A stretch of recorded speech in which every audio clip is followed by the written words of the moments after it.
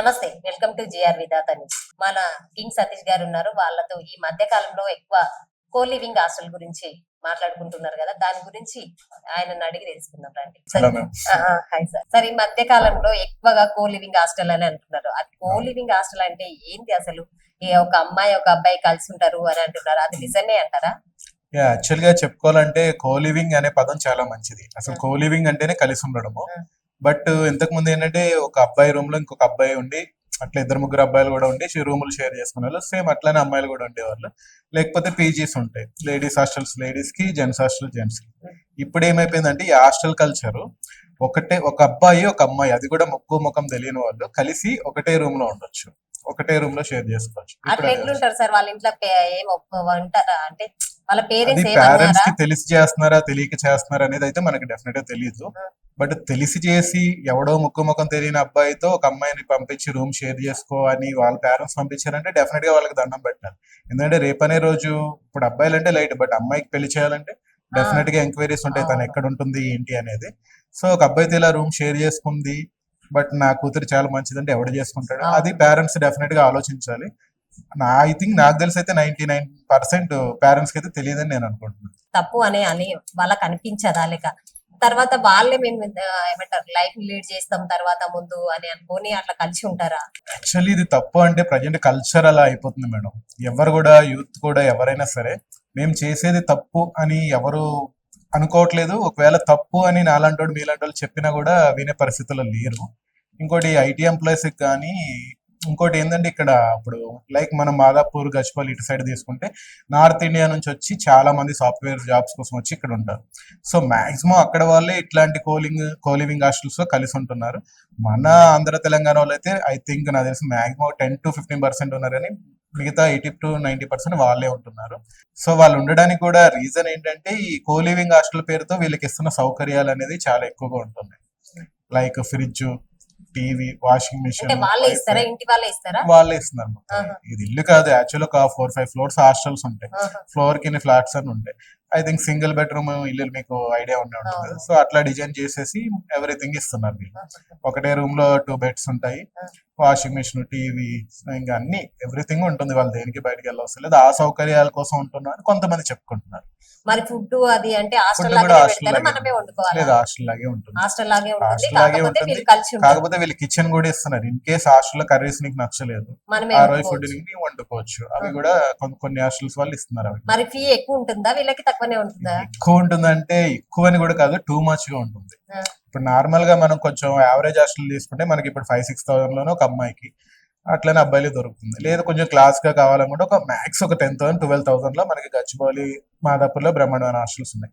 కానీ ఇది ఏంటంటే మాక్సిమం 40,000-45,000 తీసుకుంటున్నారు. 40,000-45,000 అంటే యావరేజ్ ఒకరికి వచ్చేసి 20,000-25,000 పడుతుంది ఒక పర్సన్ కి.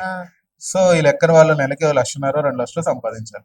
అయినా సరే ఉంటున్నారంటే మళ్ళీ వాళ్ళు ఏం కోరుకుని ఉంటున్నారో మనకైతే తెలియదు. బయట మనము లేడీస్ హాస్టల్లో సపరేట్ గా ఉండాలంటేనే మంచి లగ్జరీ కావాలి, 10,000 వరకే ఉంటది. మరి హ్యాపీగా ఉండొచ్చు. అది కూడా మరి వీళ్ళతో కలిసి ఉండి వేరే వాళ్ళు ఏమనుకుంటారో అన్న ఆలోచన లేకుండా అట్లా ఎట్లా కలిసి ఉండాలనిపిస్తుంది వాళ్ళకి? Freedom madam.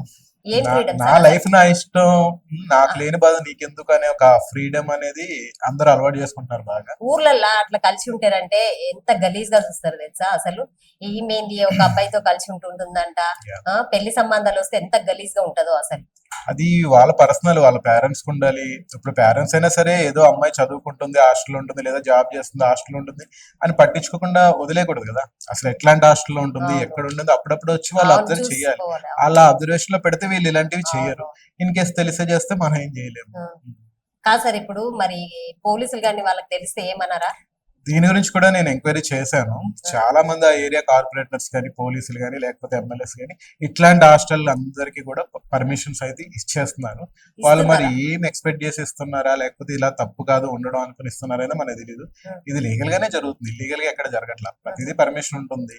యాక్చువల్లీ కల్చర్ వచ్చేసి మనకి నార్త్ ఇండియాలో ఎక్కువ ఉండేది, లైక్ బొంబాయి, ఢిల్లీ, తర్వాత మన బెంగళూరుకి అలవాటైంది. ఇప్పుడు హైదరాబాద్ లో మీకు తెలుసో లేదో దాదాపు 10,000 మంది ఈ కోలివింగ్ హాస్టల్స్ లో ఉంటుంది.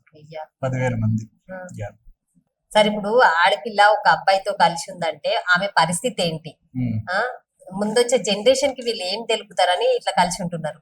మీ ప్రాబ్లం ఏంటంటే ఆ పరిస్థితి ఏంటంటే ఆడపిల్ల సెక్యూరిటీ ఆ సెక్యూరిటీ లేదు కదా అసలు. సో సెక్యూరిటీ లేదు కదా అంటే ఇప్పుడు మీరు ఫస్ట్ క్వశ్చన్ చేశారు కదా నన్ను, ఇన్ కేసు రేపొద్దున ఏదైనా మ్యాచెస్ వస్తే ఆ అమ్మాయి పరిస్థితి ఏంటి, మరి ఆ అమ్మాయి పరిస్థితి ఏంటి అనేది ఇప్పుడు మనం ఆలోచిస్తున్నాం, మరి ఆ అమ్మాయి గురించి ఆ అమ్మాయి ఆలోచించుకోవాలి కదా. రేపు అనే రోజు నేను ఎవరినైనా పెళ్లి చేస్తాను, ఇప్పుడు సరే ఇప్పుడు రూమ్ షేర్ చేసుకున్న చేసుకుంటా తన లవర్, సో తనతో ఉంటున్నా అంటే ఓకే, అది నీ ఇష్టం, అది ఎందుకంటే ఓకే. నువ్వు మేజర్ కాబట్టి నేను ఎవరో మేము అడ్డు చెప్పలేము. బట్ ఎవరో ముక్కు ముఖం తెలియని వాళ్ళతో, అసలు ఒక ఊరు కాదు ఒక రాష్ట్రం కాని వాళ్ళతో కూడా వీళ్ళు కలిసి ఉంటున్నారు. ఇంకా వాళ్ళ సెక్యూరిటీ ఏందనేది మనం ఆలోచించుకోవాలి. ఇంకోటి చెప్పాల్సింది ఏంటంటే, ఒక రకంగా ఇది మనకు ఒక వేలో మనకు తప్పు అనిపించినా నాకు ఇంకొక వేలో కరెక్ట్ అనిపిస్తుంది. ఎందుకంటే ఒక అబ్బాయి ఒక అమ్మాయి ఇద్దరు లవర్స్ ఉండి వాళ్ళిద్దరు ఒకటే పెళ్లికి ముందు కలిసి ఉంటున్నారు, దాన్ని కోలివింగ్ ఓకే ఎవ్రీథింగ్.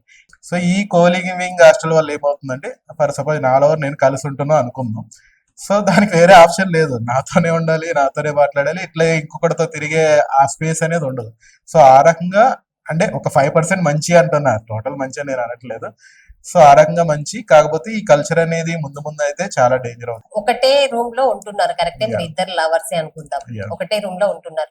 ఆఫీస్ లో అయితే వేరే ఉండే అనుకో, అక్కడ ఒక అబ్బాయి క్లోజ్ గా ఉండే నీ దగ్గర, ఆ అబ్బాయితో నువ్వు చాటింగ్ చేయడము మాట్లాడడము చూస్తే ఈ అబ్బాయికి అనుమానం రావచ్చు కదా, ఎప్పుడో డెఫినెట్ గా ఒకటి. వస్తుంది, వచ్చి వాళ్ళిద్దరి మధ్య గొడవలు రావచ్చు గొడవలు కదా. రావచ్చు, కొట్టొచ్చు, చంపొచ్చు, ఇట్లాంటివి కూడా జరగచ్చు. మరి అవి ఆలోచించారా? అది వాళ్ళ పేరెంట్స్ కు ఉండాలి, ఇట్లాంటి హాస్టల్లో పెట్టుకున్న వాళ్ళకి ఉండాలి. ఇప్పుడు కోలివింగ్ హాస్టల్లో ఉంటున్నారు, హాస్టల్లో పెట్టుకున్న అదే వాళ్ళంటే వాళ్ళకి ఉంటున్నారు, డబ్బులు వస్తే చాలు, వాళ్ళు చాలు. ఇవన్నీ ఇప్పుడు ఆ రూమ్ లో అమ్మాయికి అబ్బాయికి ఏమైనా జరిగితే ఎవరిది ఎవరిది రెస్పాన్సిబిలిటీ? రెస్పాన్స్? ఆ ఏరియా వాళ్ళదా, ఆ హాస్టల్ వాళ్ళదా, పేరెంట్స్ దా? ఇది మనం క్వశ్చన్ చేస్తున్నాం. ఆ. మరి వాళ్ళు చెప్పాలి, ఈ హాస్టల్ వాళ్ళు సమాధానం చెప్పాలి, ఈ పేరెంట్స్ ఎలా ఉంచుతున్నారని వాళ్ళ ఆన్సర్ చెప్పాలి. ఇలా చేయకండి అమ్మా, ఇలా చేస్తే మంచిది కదా అని చెప్పడం వరకు మన బాధ్యత. బట్ ఇది చూసైనా కొంతమంది అయినా పేరెంట్స్, ముఖ్యంగా పేరెంట్స్ కి చెప్తున్నాను నేను, కొంచెం మీ పిల్లలు ఓకే జాబ్ చేస్తున్నారు, మీకు నెలకు 30,000 50,000 పంపిస్తున్నారు, హ్యాపీగా ఫీల్ కండి. బట్ వాళ్ళు ఎక్కడ ఉంటున్నారు, ఎలా ఉంటున్నారు, ఎవరితో ఉంటున్నారు, తన ఫ్యూచర్ ఏంటి అనేది ఖచ్చితంగా మీరు ఆలోచించి మీరు జాగ్రత్త పడి మీ పిల్లలకు చెప్పండి, ఇట్లా చేయడం కరెక్ట్ కదమ్మా, ఇది తప్పమ్మా అని చెప్తే వాళ్ళు కొంచెమైనా అర్థం చేసుకునే ఛాన్స్ ఉంటుంది. నువ్వు ఎట్లా పోతే మాకు ఎందుకు, మా పైసలు మాకు వస్తున్నాయి అనుకుంటే మేము కూడా ఏం చేయలేం. చూసారు కదా ఈ ప్రోగ్రామ్. పేరెంట్స్ ముఖ్యంగా మీరు గుర్తించుకోవాలి, మీ పిల్లలు హాస్టల్లో ఉంటున్నారు కదా, సేఫ్ గా ఉంటున్నారు అని కానీ అనుకోకండి. వాళ్ళు ఎక్కడ ఉంటున్నారు, ఎక్కడ తిరుగుతున్నారు, ఏ ఆఫీస్ లో చేస్తున్నారు, ఏ హాస్టల్లో ఉంటున్నారు, ఏ ఏరియాలో ఉంటున్నారు, ఎవరితో కలిసి ఉంటున్నారు అనేది కనుక్కుంటూ ఉండండి. ఎప్పటికప్పుడు వాళ్ళతో ఫోన్ లో టచ్ లో ఉండండి. వాళ్ళు ఏదో సంపాదిస్తున్నారు, మాకు డబ్బులు పంపిస్తున్నారు కదా, నా బిడ్డ బాగానే ఉంది, నా కొడుకు బాగానే ఉన్నాడు అని మాత్రం అనుకోకండి. వాళ్ళ సేఫ్టీని మీరు చూసుకుంటూ ఉండండి. వాళ్ళకి ఏమైనా అయితే పేరెంట్స్ గా మీరే ఎక్కువగా బాధపడతారు కనుక మీరు కొంచెం ఆలోచించండి. ఆలోచించి పిల్లల్ని ఎప్పటికప్పుడు గమనిస్తూ ఉండండి. Thank you. ఈ ప్రోగ్రామ్ కనుక మీకు నచ్చినట్లయితే లైక్ చేయండి, షేర్ చేయండి, సబ్స్క్రైబ్ చేయండి. మరొక ప్రోగ్రామ్ తో మళ్ళీ మీ ముందు ఉంటాం. Thank you so much.